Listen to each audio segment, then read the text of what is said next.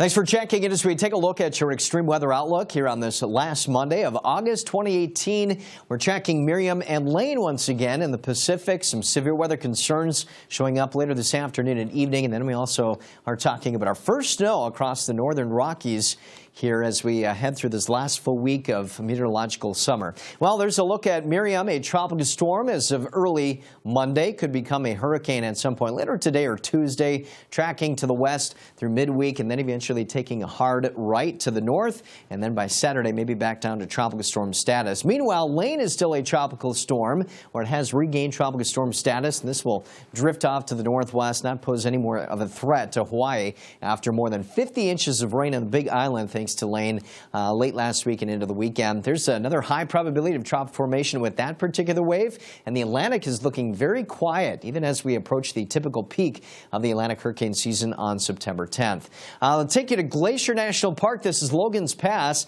and you can see a little bit of white here on the ground and off into the distance in the hills.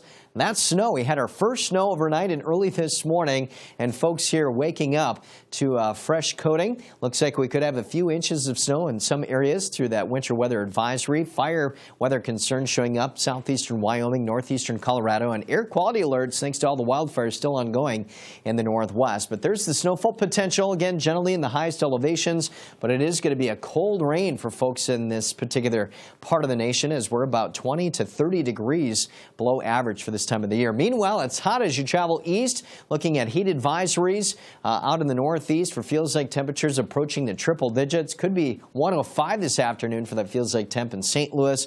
And then we're looking at a severe threat today from Minneapolis over to Marquette, Michigan, with damaging winds, really the primary threat, and heavy rainfall. Some spots maybe 1 to 2+ inches through Tuesday.